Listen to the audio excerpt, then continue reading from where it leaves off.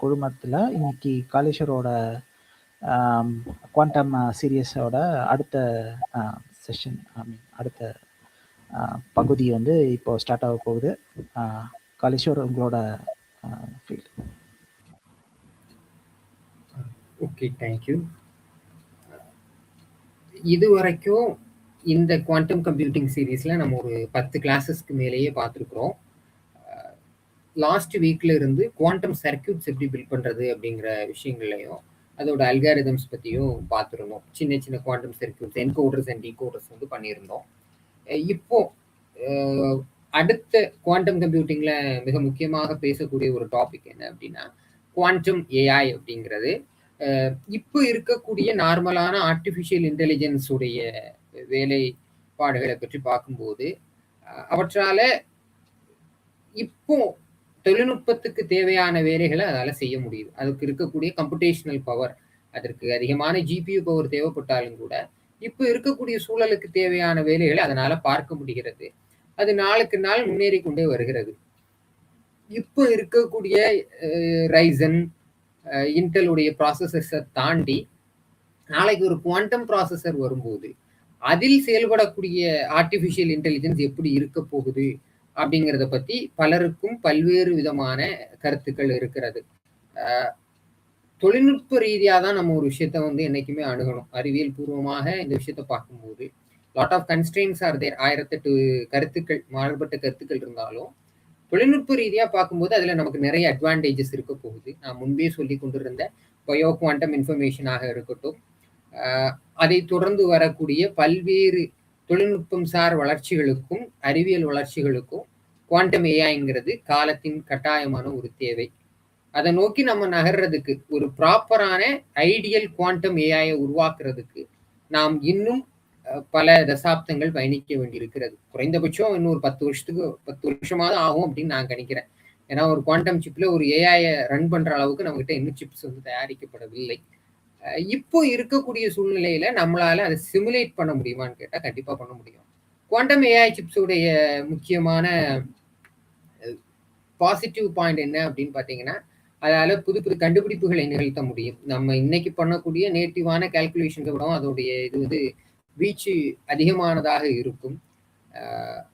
இப்போ இருக்கக்கூடிய எல்எல்எம்ஸ் கொடுக்கக்கூடிய பதில்களை விடவும் மிகவும் நுண்ணிய பதில்களை அதால கொடுக்க முடியலாம். இப்போ இருக்கக்கூடிய எல்எல்எம்ஸ் வந்து டேட்டா அடிப்படையில தரவுகளை வழங்குகிறது. அதாவது லாங்குவேஜ் அடிப்படையிலயோ, லார்ஜ் லாங்குவேஜ் மாடல்ஸோ or any other frameworks எல்லாமே இருக்கக்கூடிய ஒரு குறிப்பிட்ட அளவிலான டேட்டாவை வச்சுதான் நம்ம பிளே பண்ணிட்டு இருக்கிறோம். இனி குவாண்டம் சிப்ஸ் வரும்போது நம்ம கிட்ட இருக்கக்கூடிய டேட்டாவுடைய மாசும் ரொம்ப அதிகமாகும்.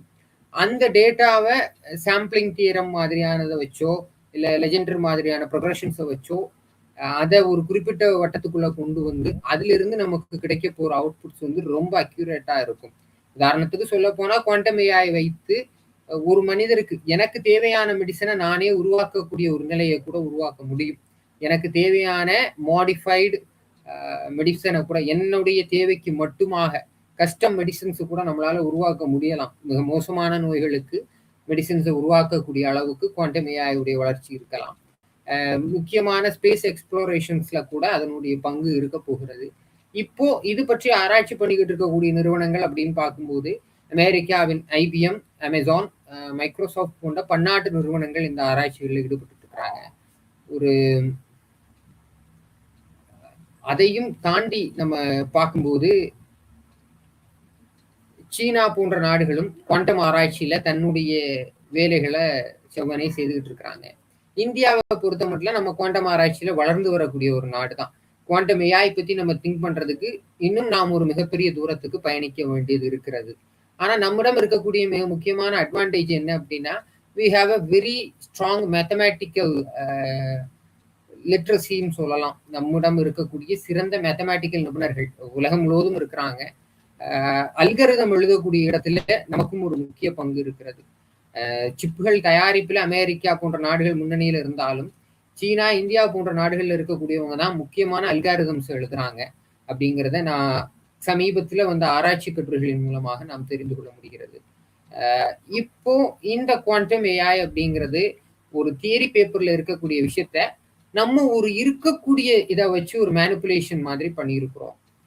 இதை ஒரு ப்ராப்பரான குவாண்டம் ஏஐ அப்படின்னு கால் பண்ண முடியுமாங்கிறது எனக்கு தெரியல. இருந்தாலும் within the things we are having நான் ஒரு சர்க்யூட் வந்து பில்ட் பண்ணி இருக்கிறேன். முதல்ல அதனுடைய இன்டர்ஃபேஸ் வந்து பார்த்துடலாம். உங்க எல்லாருக்குமே ஸ்க்ரீன்ல தெரியும் அப்படின்னு நினைக்கிறேன். இதுதான் என்னுடைய ப்ராஜெக்ட். தமிழ்ல இருக்கக்கூடிய கொஞ்சம் ஃபாண்ட் பிரச்சனைனால இந்த எழுத்துக்கள் கொஞ்சம் டிஸ்டார்ட் ஆகி இருக்கும். இங்க நீங்க பார்க்கும்போது உங்களுக்கு தெரியும், இந்த சைட்ல இருக்கிறத பார்த்தா ஏதோ மெடிசினல் ஃபீல்டுல யூஸ் பண்ணக்கூடிய இசிஜி மிஷின் போலயோ அல்ல ஒரு இன்ஜினியரிங்ல பயன்படுத்தக்கூடிய சிஆர்ஓ போலயோ.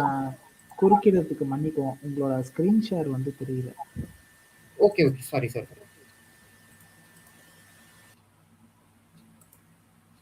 இப்போ உங்க ஸ்கிரீன் ஷேர் ஆகுதுங்களா? ஓகேவா? இப்போ ஓகே. இப்போ பேசு.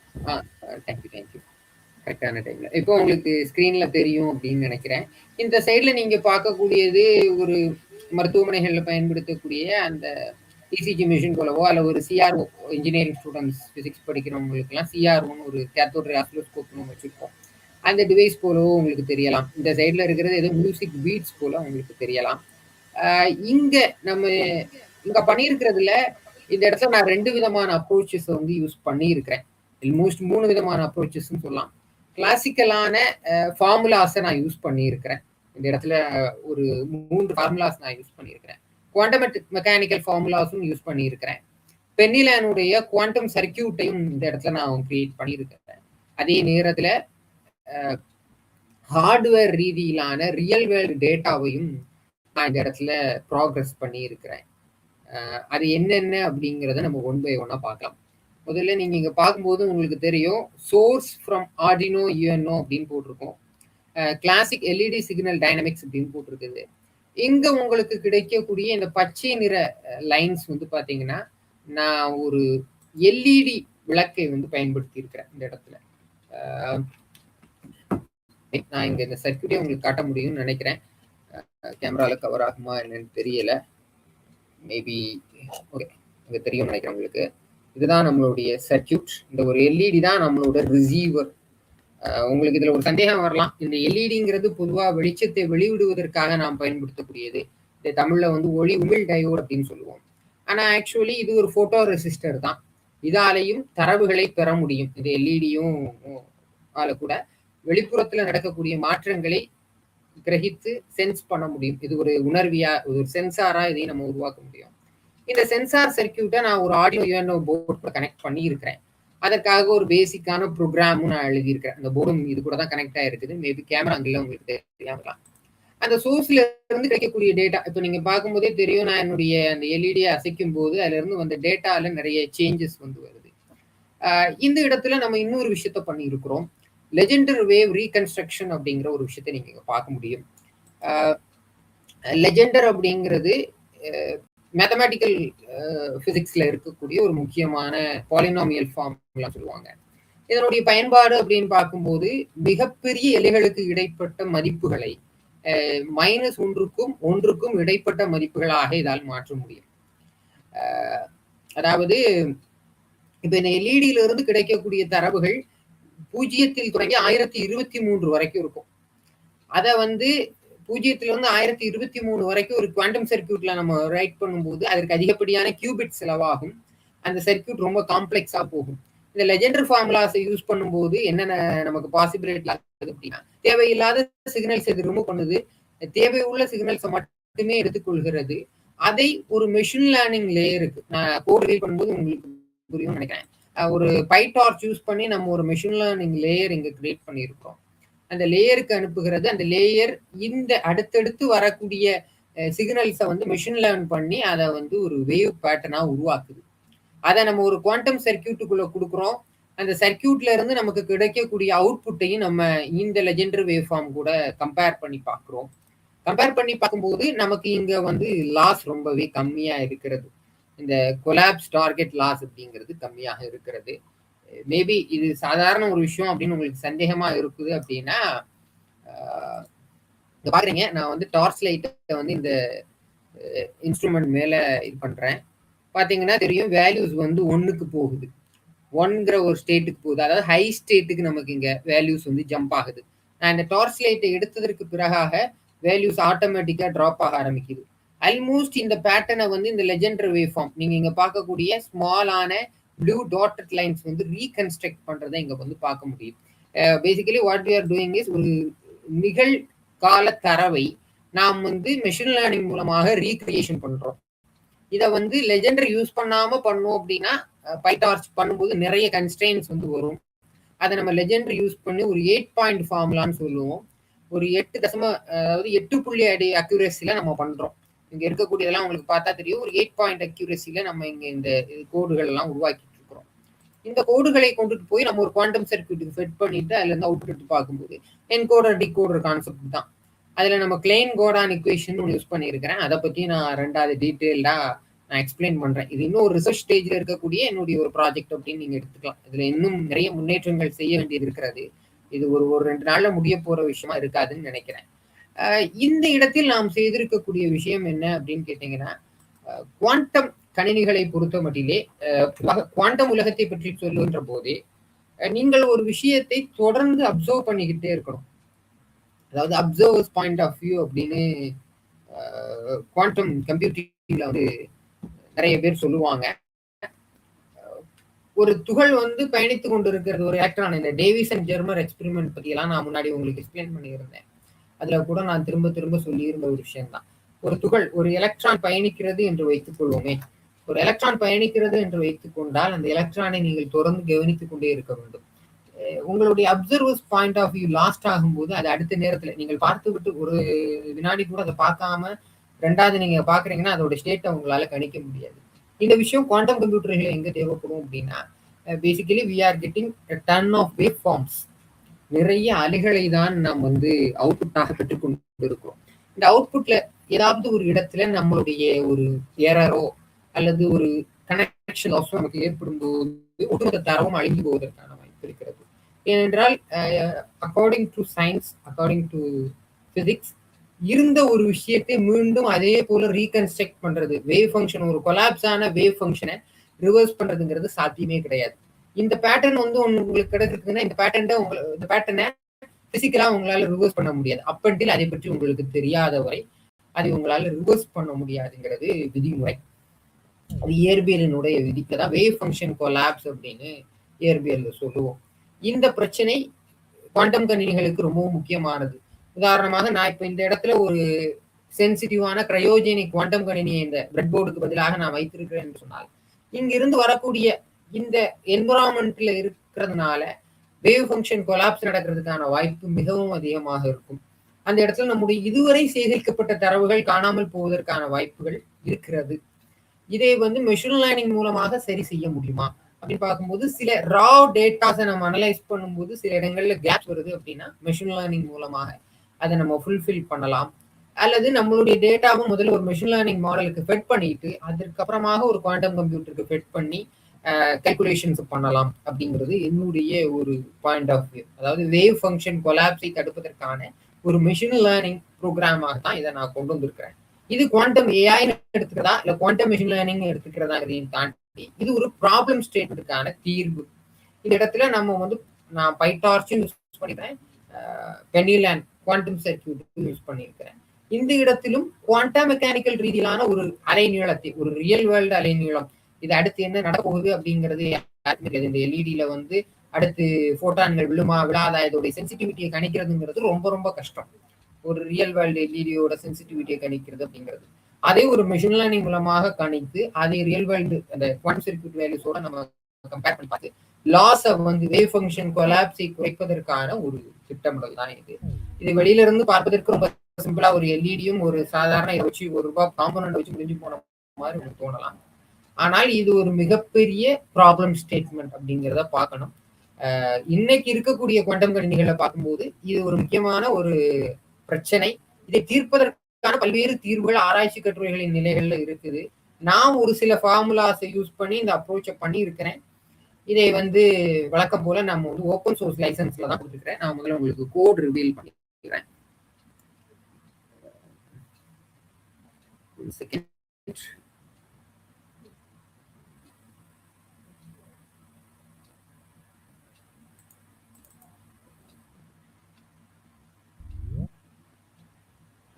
உங்களுக்கு ஸ்க்ரீன் தெரியும் அப்படின்னு நான் நினைக்கிறேன்.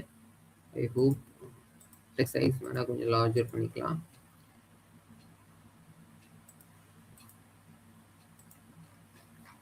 இங்க நம்ம யூஸ் பண்ணி இருக்கிறது இந்த சீரியல் டைம்ங்கிற இந்த லைப்ரரிஸ் எல்லாமே இந்த பைத்தான் ஐ மீன் இந்த ஆர்டினோ போர்ட்ல இருந்து நம்ம அவுட்புட்ஸை ரிசீவ் பண்றதுக்காக ஐ மீன் அந்த இன்புட்ஸை வந்து ரிசீவ் பண்ணி பார்க்கறதுக்காக எடுத்தது.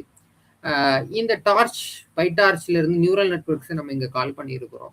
பெனிலேண்ட்ல இருந்து குவாண்டம் சர்க்கியூட் நம்ம இங்க கால் பண்ணியிருக்கிறோம் QML அப்படின்னு. சைப்பையுடைய ஸ்பெஷல் ஃபங்க்ஷன்ஸ்ல இருந்து ரூட் லெஜெண்ட்ங்கிற ஃபங்க்ஷனை நம்ம இங்க கால் பண்ணியிருக்கிறோம். மேட்பிளாட்லிப்ல இருந்து PLT-யை கால் பண்ணியிருக்கிறோம். அதுக்கப்புறமாக சில எக்ஸ்ட்ராவான ஃபாண்ட் மேனேஜர்ஸாக நம்ம இங்கே கால் பண்ணியிருக்கிறோம்.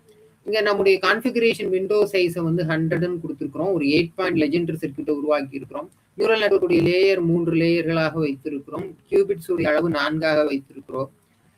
இதெல்லாம் அந்த சீரியல் போர்ட் மற்றும் ஆர்டினோடைய பாட் ரேட்லாம் கொடுத்துருக்குறோம். இந்த இடத்துல இங்க நம்ம யூஸ் பண்றதுதான் லெஜெண்டருடைய வேலை. கிடைக்கக்கூடிய சிக்னலை வந்து ப்ராசஸ் பண்ணியிருக்கிறோம். இது ஒரு கிளாசிக்கல் ப்ராசஸிங் அப்படின்னு சொல்லலாம். ஏன்னா நம்ம இங்க யூஸ் பண்ணியிருக்கிறது பாதி கிளாசிக்கல் மெக்கானிக்ஸினுடைய தியரிகளை யூஸ் பண்ணியிருக்கிறோம். அதை வந்து டென்சார் டார்ச் பைடார்ச்சுக்கு நம்ம சென்ட் பண்றோம். இங்க இருக்கக்கூடிய பிசிக்ஸ் லேயர்ல நம்ம வந்து சிஜி கோஎஃபிஷியன்ஸ் அப்படிங்கிற விஷயத்தை யூஸ் பண்ணியிருக்கிறோம். ஆங்குலார் மொமெண்டம் ஆப்ரேட்டர்ஸ் யூஸ் பண்ணியிருக்கிறோம். இது வந்து ஒரு முக்கியமான விஷயம், குவாண்டம் மெக்கானிக்ஸ்ல யூஸ் பண்ணக்கூடிய ஒரு விஷயம். அந்த சிஜி கப்ளிங், அந்த சிஜி கோஎஃபிஷியன்ஸ் அப்படின்னு சொல்லுவாங்க, அதனுடைய கிளைன் கோடான் கோஎஃபிஷியன்ஸை இந்த இடத்துல பயன்படுத்தி இருக்கிறோம். அதற்கப்புறமாக அதனுடைய வேல்யூஸை கால்குலேட் பண்றதுக்கான ஃபார்முலாஸ், இந்த மொமெண்டம் உடைய ஃபார்முலாஸ் எல்லாத்தையுமே நம்ம இங்க யூஸ் பண்ணி அதை வந்து tan hங்கிற ஆக்டிவேஷன் ஃபங்க்ஷன் வழியா இங்க உள்ள கொடுத்துருக்குறோம். அட்வான்ஸான இந்த குவாண்டம் சர்க்கியூட்டை ஹடாமாட் கேட்ஸ்ங்கிறத வச்சு யூஸ் பண்ணியிருக்கோம். நான் அதை பத்தி இன்னொரு நாள் நம்ம குவாண்டம் கேட்ஸ் பத்தி ஒரு நாள் தனியா பேச போறோம். அன்னைக்கு நம்ம வந்து அது கண்டிப்பா பேசலாம். இங்க நம்மளுடைய மெயின் கான்செப்ட் வந்து போட்டோ எலக்ட்ரிக் ரிவர்சர். ஏற்கனவே நடந்து கொண்டு இருக்கக்கூடிய ஒரு வேவ் ஃபங்க்ஷனை நம்ம ரிவர்ஸ் பண்ணி வந்து அனலைஸ் பண்றோம். அதாவது நமக்கு கிடைத்திருக்கக்கூடிய வேவை நேரடியாகவே சர்க்கியூட்டுக்கு அனுப்புறோம். அதாவது இங்க கிடைக்கக்கூடிய இந்த வேவ் வந்து நேரடியாக சர்க்கியூட்டுக்கு செல்கிறது, அந்த பச்சை நிற வேவ். அதே நேரம் இங்க கிடைக்கக்கூடிய இந்த லெஜெண்டர் வேவ் வந்து நம்ம ரீகன்ஸ்ட்ரக்ட் பண்ண வேவ். ரெண்டு வேவையும் நம்ம கம்பேர் பண்ணி பார்க்கும்போது நம்மளுடைய வேல்யூ எந்த அளவுக்கு அக்யூரேட்டா இருக்குது அப்படிங்கிறது தான் நம்ம இங்க வந்து ஒரு ப்ராஜெக்டாவே பண்ணியிருக்கிறோம். வேவ் ஃபங்க்ஷன் கொலாப்ஸ் டிடெக்ஷனுக்காக பண்ணியிருக்கிற விஷயம். இங்க சில ரிட்டர்ன் வேல்யூஸ் இதெல்லாம் கொடுத்துருக்குறோம். இங்க வரக்கூடியது எல்லாமே நம்மளுடைய டிஸ்பிளே ஏரியா தான். இங்க நம்ம பெருசா வேற எதுவுமே யூஸ் பண்ணல. இந்த QML டிராங்கிறது அந்த பெனிலேனுடைய டிராயிங்கான ஒரு ஆப்ஷன்ஸா யூஸ் பண்ணியிருக்கிறோம். இங்க நிறைய unitary matrix and some other mathematical manipulations நம்ம கொஞ்சம் பண்ண வேண்டியது இருந்தது. அது எல்லாமே பண்ணியிருக்கிறோம். ஸ்பெக்ட்ரல் அனாலிசிஸ்க்கான அந்த மேட்பிளாட்லிப்புக்கு தேவையான விஷயங்கள் எல்லாமே இந்த இடத்துல நான் கொடுக்கிறேன். டெர்மினலை பொறுத்த வரைக்கும் இங்க இருக்கக்கூடிய லேர்னிங் ரேட் எந்த அளவுக்கு இருக்குது, ஃபேஸ் ஷிஃப்ட் ஏதாவது இருக்குதா, ஐ மீன் இந்த கோட்ல நான் சொன்னது போல ஃபேஸ் ஷிஃப்ட் கால்குலேஷன்ஸ்ல இன்னும் சில சிக்கல்கள் இருக்கின்றன. அதை நம்ம வந்து இன்னும் ரெக்டிஃபை பண்ண வேண்டியது இருக்கிறது. அதற்கப்புறமாக இந்த டீட்டெயில்ஸ் எல்லாத்தையுமே இந்த 8-பிட் டென்சார்ஸா இது வந்து கிரியேட் பண்ணுது. எல்லா டேட்டாவுமே கிரியேட் பண்ணுது. இந்த இடத்தில் இருக்கக்கூடிய இந்த டெர்மினல்ல நீங்க பார்க்கக்கூடிய இந்த இடம் தான் இந்த ஹடாமாட் சர்க்கியூட், ஹடாமாட் கேட் வழியா உருவாக்கப்பட்டிருக்கக்கூடிய நம்முடைய குவாண்டம் சர்க்கியூட். இங்க நீங்க முதல்லயே நம்மளுடைய ஹார்ட்வேர் கனெக்ட் ஆயிருக்கா அப்படிங்கிற டீட்டெயில்ஸ் வந்து கொடுத்துருது. இன்ஃபர்மேஷன்ஸ் எல்லாமே ஒரு டென்சார் வடிவத்துல மாற்றப்பட்டு ஒவ்வொரு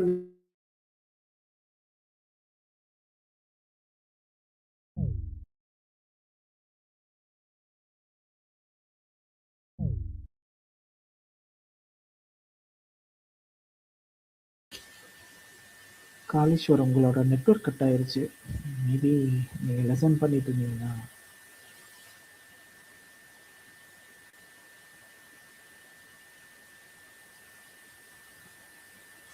ஓகே. ஒரு காளீஸ்வர் ரீகனெக்ட் பண்ற வரைக்கும் வெயிட் பண்ணுவோம்.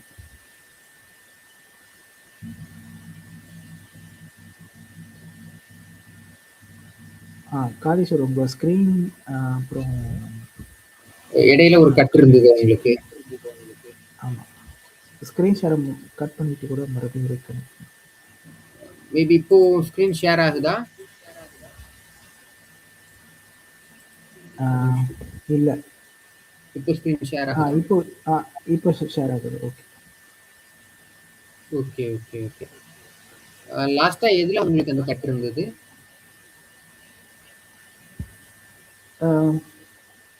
இது நீங்கள் அந்த சர்க்யூட் எக்ஸ்பிளைன் பண்ணிவிட்டு நீங்கள் அந்த கோடெல்லாம் எக்ஸ்பிளைன் பண்ணிட்டு இருக்கீங்களா, லாஸ்ட்டாக வந்து அந்த யூஐ பற்றி எக்ஸ்பிளைன் பண்ணிட்டு இருக்கீங்க, அதில் கட்டாச்சு. யூஐ வரைக்கும் வந்துதாங்களா? Okay okay okay. இல்ல யூஐ இதெல்லாம் வரைக்கும் கூட நம்ம சொல்லிட்டீங்க, டெர்மினல் வரைக்கும் சொல்லிட்டீங்க. டெர்மினல்ல என்னென்ன சர்க்யூட் வரைக்கும் சொல்லிட்டேன். ஓகே. எனக்கு வந்து ஒருத்தர் ஹேண்ட் ரைஸ் பண்ணியிருந்தாங்க, யாரோ சந்தேகம் இருக்குது அப்படின்னு. மேபி அந்த டைம்ல தான் எனக்கு நெட்வொர்க் கட் ஆச்சு. அவரு லெஃப்ட் ஆயிட்டாங்களோ? ஓகே. மேபி அந்த விஷயத்த விட்டுறலாம். இதுதான் இப்போ நம்மளுடைய பைப்லைன். மோஸ்ட்லி எல்லா இன்ஃபர்மேஷனுமே நான் குடுத்துருக்கிறேன் அப்படின்னு நினைக்கிறேன். இது இன்னும் அண்டர் டெவலப்மெண்ட் கண்டிஷன்ல தான் நம்ம பண்ணிட்டு இருக்கிறோம். லாஸஸ் வந்து ரிடக்ஷனா தான் குடுக்குது. பட் இது ரியல் வேர்ல்டுல எப்படி இருக்க போகிறது அப்படிங்கறத பத்தி நமக்கு தெரியல. இதை வந்து ஒரு குவாண்டம் மெஷின் லேர்னிங்கா கன்சிடர் பண்ணலாமா? எஸ், நீங்க கன்சிடர் பண்ணலாம். நம்மளுடைய இன்ஃபர்மேஷன் வேவ் ஃபங்க்ஷன் கொலாப்ஸை நம்ம ரொம்பவே ரிடக்ட் பண்ணி இருக்கிறோம் இந்த இடத்துல.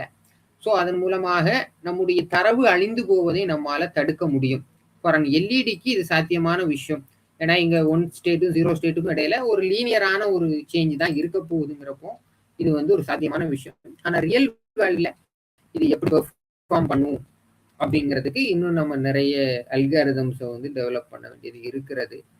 அதெல்லாம் ஃபியூச்சர்ல நம்ம தொடர்ந்து டிஸ்கஷன்ஸ்ல டிஸ்கஸ் பண்ணலாம். இப்போ இதுல உங்களுக்கு என்ன சந்தேகங்கள் இருந்தாலும் நீங்க வந்து லைவ்லயே கேட்கலாம்.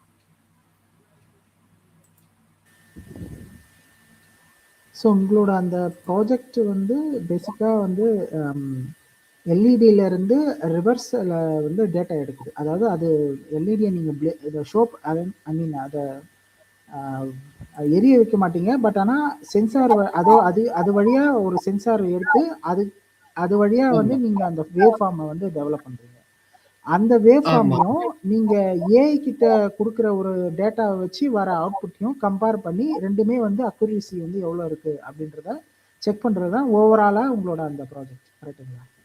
என்னோட நம்ம அந்த குவாண்டம் சர்க்யூட்டுக்குள்ள கொடுக்குறோம். ஒரிஜினல் டேட்டாவை குவாண்டம் சர்க்யூட்டுக்குள்ள கொடுக்குறோம். மெஷின் லேர்னிங் டேட்டாவையும் ஒரிஜினல் டேட்டாவையும் கம்பேர் பண்ணி பார்க்குறோம் இந்த இடத்துல. நான் அது ஸ்கிரீன் ஷேர் ஆகல. அந்த ஒரு 16 செட்டிங் கம்பேரிசன்ங்கிறது அதை நான் உங்களுக்கு சொல்ல மாட்டேன். சரி சரி, ஓகே, புரியுது. இங்க உங்களுக்கு பாத்தீங்கன்னா தெரியும், அந்த 16 பாயிண்ட் கம்பேரிசன் மாதிரி பண்றோம். இந்த லாஸ் வந்து எப்படி இருக்குது அப்படிங்கறத. அதாவது இந்த ரியல் டேட்டாங்கிறது சர்க்யூட்டுக்குள்ள போகுது. போனதுக்கு அப்புறமா அது ஒரு 16 செட் டேட்டாவா அதை கன்வெர்ட் பண்ணிடுது. ஒரு 16 பாயிண்ட் டேட்டாவா சில ஃபார்முலா யூஸ் பண்ணி கன்வெர்ட் பண்ணுது. அதையும் நம்மளோட மெஷின் லேர்ன்டு டேட்டாவையும் நம்ம கம்பேர் பண்ணி பார்க்குறோம். இந்த இடத்துல நம்ம என்ன சொல்ல வரோம் அப்படின்னா, இஃப் இன் கேஸ் ஒரு வேவ்ல ஏதாவது ஒரு இடத்துல ஒரு கட்டு இருக்குது, இப்போ நான் அந்த நெட்வொர்க் இன்டரப்ஷன் மாதிரி ஒரு கட்டு இருந்தா கூட நம்மளோட அந்த எம்எல் வந்து நமக்கு ஒரு பேக்கப்பா இருக்க வாய்ப்பு இருக்கு. மெஷின் லேர்னிங் மூலமா நமக்கு ஒரு பேக்கப்பா இருக்கும். அந்த வேவ் ஃபங்க்ஷன் கொலாப்ஸை வந்து தடுக்கலாம். ஏன்னா அந்த வேவ் வந்து உங்களுக்கு கொலாப்ஸ் ஆயிட்டு அப்படின்னா உங்களோட எல்லா தரவுமே அழிஞ்சு போயிடும். அது குவாண்டம் கம்ப்யூட்டருக்குள்ள போனீங்கன்னா ஒரு பெரிய பிரச்சனை இன்னைக்கு இருக்கிறதுல. அதை நம்ம ஒரு சின்னதா ஒரு எல்இடி வச்சு நம்மளோட பாலிசியில எக்ஸ்பிளைன் பண்ணிடுறோம். சூப்பர் சூப்பர், நல்லா இருக்குங்க ப்ராஜெக்ட், நல்லா இருக்கு. ஓகே ஓகே, ரொம்ப நன்றி. வேற யாருக்காவது சின்ன சந்தேகங்கள் இருந்ததுன்னா கேட்கலாம். அப்புறம் இன்னொரு கொஸ்டின், இப்போ நம்ம அந்த குவாண்டம் ஏஐ பற்றி பேசுகிறோம் இல்லையா, அந்த குவாண்டம், அதாவது குவாண்டம் ஜிபிஓ வச்சு அந்த ஏஐக்கு வந்து நம்ம அதிகப்படியான இப்போ இருக்கிற டேட்டாவை விட பல மடங்கு அதிகமான டேட்டாவை வந்து அது ப்ராசஸ் பண்ணுற ஒரு கேப்பபிலிட்டி வந்து அதுக்கு வரும் அப்படின்னு சொல்லி பேசணும் இல்லைங்களா. எனக்கு அதில் இன்னொரு டவுட் என்னன்னா, சப்போஸ் வந்து நம்மளால அந்த அளவுக்கு டேட்டாவை கலெக்ட் பண்ணி அந்த அளவுக்கு பல மடங்கு 10 மடங்கு 20 மடங்கு இப்போ இருக்கிறதே வந்து அதிகமான டேட்டா தான், அதோட 10 மடங்கு 15 மடங்கு டேட்டாவை வந்து கலெக்ட் பண்ணி நம்ம கொடுக்குறோம்னு வச்சுக்கோங்களா. அது வழியா நம்ம இதுக்கு முன்னாடி பேசணும்ல, அந்த கான்சியஸ் அப்படின்ற ஒரு விஷயம், ஹியூமன்ஸ்க்கும் இந்த ஏஐக்கும் இருக்கிற ஒரு வித்தியாசம் என்னன்னா, ஹியூமன் பிரெயின் வந்து டேட்டா கொடுக்காமே வந்து அது வந்து அதனால வந்து திங்க் பண்ண முடியும், அந்த திங்கிங் அந்த விஷயம் இருக்கு இல்லையா, அதை வந்து இந்த குவாண்டம் ஏஐஸ் வந்து அச்சீவ் பண்றதுக்கு வாய்ப்பு இருக்கா? ஆனா உண்மையில நான் சொன்ன விஷயத்த டெக்னிக்கலா பார்க்கும்போது வாய்ப்பு இருக்குன்னு நம்ம எடுத்துக்கலாம். அது ஒரு சூப்பர் ஹியூமன் பிரெயின் மாதிரி உருவாக்கிட முடியும் அந்த டெக்னாலஜி வரும்போது. ஏன்னா இப்ப இருக்கிறத விட அதோட ப்ராசஸிங் லெவல் எங்கேயோ போயிடும். இருக்குங்கிறப்போ வாய்ப்பு இல்ல இருக்குது. எனக்கு ஒரு கொஸ்டின் என்னன்னா, நம்மளோட ஹியூமன் பிரெயின்ஸ் வந்து எனக்கு தெரிஞ்சு இப்ப இருக்கிற ஏஐ அளவுக்கு கூட டேட்டா வந்து நம்ம ஹியூமன் பிரெயின்ஸ் வந்து ப்ராசஸ் பண்றது கிடையாது. பட் ஆனா ஆ, நம்மளோட பண்ணாது. ஹியூமன் ப்ராசஸ் பண்றது கிடையாது. பட் ஆனா நம்மளோட ஹியூமன் எவாலுவேஷன்ல இருந்து நமக்கு கிடைச்ச சில விஷயங்கள், அது என்னன்னு நமக்கு இது வரைக்கும் தெரியாது. அந்த ஹியூமன் எவாலுவேஷன்ல இருந்து நமக்கு கிடைச்ச சில விஷயங்கள் வந்து அந்த பிரெயின்ல வந்து நம்மளால வந்து ரியல் டைமா வந்து நம்மளுக்கு கிடைக்கிற இன்ஃபர்மேஷனை அனலைஸ் பண்ணி அந்த ரியல் டைம் அனலைசிஸ் வச்சு அதனால வந்து ஒரு டிசிஷனை வந்து எடுக்க முடியும். கரெக்டுங்களா? ஸோ அந்த ஒரு விஷயத்த வந்து ஏன் வந்து இது வரைக்கும் ஏஐ கம்பெனிஸ் வந்து ட்ரை பண்ணியிருக்காங்களா, ட்ரை பண்ணலையா, ஏன் வந்து அது பண்றதுக்கு வாய்ப்பு இருக்கா இல்லையா? அதாவது ரியல் டைம் அனாலிசிஸ் பண்றதுக்கு அந்த ஏஐக்கு வந்து வாய்ப்பு இருக்கா, இல்ல மற்றபடி பழையபடி கிளாசிக்கா வந்து டேட்டாவை வந்து நம்ம புஷ் பண்ணி தான் அதை ட்ரெயின் பண்ண முடியுமா? ஸோ அதுல உங்களோட கருத்து. அந்த விஷயம் நமக்கு இந்த ப்ராஜெக்ட் வழியாவே நான் எக்ஸ்பிளைன் பண்ணணும் அப்படின்னா, இங்க நம்ம ஒரு சிக்னல்ல தான் ப்ராசஸ் பண்றோம். இதே போல நம்மளுடைய மூளையில வந்து ஒரு குவாண்டம் சிப்பை வந்து வைக்கும் போதோ, இல்ல ஏதோ ஒரு சின்ன சிப்பை வச்சு நான் என் பிரெயின் சிக்னல்ஸை வந்து கேட்ச் பண்ணி ஒரு 5 வருஷம் நான் அந்த டேட்டாவை அவங்க அனலைஸ் பண்ணிட்டாங்க அப்படின்னு சொன்னா கண்டிப்பா அதை வந்து பண்ணிட முடியும். மனிதன் எப்படி சிந்திக்கிறாங்கிறத அந்த இது இப்போ இஜிங்கிற ஒரு இது எடுப்பாங்க, எலக்ட்ரோகிராம்னு நினைக்கிறேன், அந்த தலைக்கு வந்து எடுக்கக்கூடிய ஒரு ஸ்கேனிங் மாதிரி, இஇஜின்னு சொல்லுவோம், இசிஜி மாதிரி. அந்த அது போல ஒரு சிப்பை வச்சு என்னுடைய ரியல் டைம் திங்கிங்கை பண்றதுக்கு மெட்டாலாம் ட்ரை பண்ணிட்டு இருக்காங்க. பண்ணிடுவாங்க, எப்படியுமே கண்டிப்பா பண்ணுவாங்க. பண்ணும்போது மனிதனுடைய சிந்தனையை அதால எடுக்க முடியும். மனிதனோட சிந்தனையை ஒரு அளவுக்கு அதால மேட்ச் பண்ண முடியும். நீங்க சொன்னது போல நம்மளுடைய மெமரி ஸ்டோரேஜ் கம்மி, நம்மளால அவ்வளவு தூரம் திங்க் பண்ண முடியாதுங்கிறத பார்க்கும்போது உண்மைதான். ஏன்னா ஒரு புத்தகத்துல இருக்கக்கூடியதையே கூட என்னால முழுசா மெமரைஸ் பண்ண முடியாது, அந்த டேட்டாவை அப்படியே என்னால வைத்துக் கொள்ள முடியாது. நம்ம ஏஐக்கு என்ன ஃபிட் பண்ணியிருக்கோம் அப்படின்னா புத்தகம் தான் அது. ஆனா அதால இருக்கக்கூடிய காம்பினேஷன்ஸ் எல்லாத்தையுமே ட்ரேப் பண்ணி பார்க்கக்கூடிய ஒரு கேப்பபிலிட்டியை நம்ம ஏஐக்கு கொடுத்துட்டோம். புதுசா ஒரு விஷயத்த உருவாக்குறதுக்கு இன்னும் மனித மூளையில சில காம்ப்ளெக்ஸான விஷயங்கள் இருக்கு. நம்மளே இன்னும் அதை ஸ்டடி பண்ணல. மனித மூளையை வச்சு இன்னும் நம்ம ஸ்டடி பண்ண வேண்டியது இருக்கு. அதையும் ஸ்டடி பண்ணி முடிக்கும் போது குவாண்டம் சர்க்யூட் வந்துட்டு அப்படின்னா கண்டிப்பா ஒரு 50 வருஷத்துலயோ 100 வருஷத்துலயோ மனிதர்களுடைய கான்சியஸ்னஸ் உருவாக்குறாங்களோ இல்லையோ, மனிதர்கள் அளவுக்கு, மனிதர்களை விடவும் இன்னும் அட்வான்ஸ் ஆன ஒரு ஏஐயா அது இருக்கும். இந்த லாங்குவேஜே நமக்கு போதும், இருக்கக்கூடிய ஃப்ரேம் ஒர்க்ஸ் போதும். ப்ராசஸிங் இன்னும் அதிகமா இருக்கும்போது ஈஸிலியா நம்மளால அதை பண்ணிட முடியும். பயாலாஜிக்கலா நிறைய விஷயங்களை பண்ணும். அது இப்போ இருக்கிறத விடவுமே அல்டிமேட்டா பண்ண வாய்ப்பு இருக்கு. ஓகே. உதாரணத்துக்கு நம்ம ஒரு 10 பேருடைய மூளையை அதுக்கு, நம்மளோட 10 பேரோட திங்கிங்கை வந்து அதுக்கு நம்ம ஃபிட் பண்ணிட்டோம் அப்படின்னா, நம்ம 10 பேரும் திங்க் பண்ற மாதிரி அது திங்க் பண்ணி பார்க்கும். 10 பேர்ல யாரோட திங்கிங் சரியா இருக்கும்னு அது யோசிக்கும்.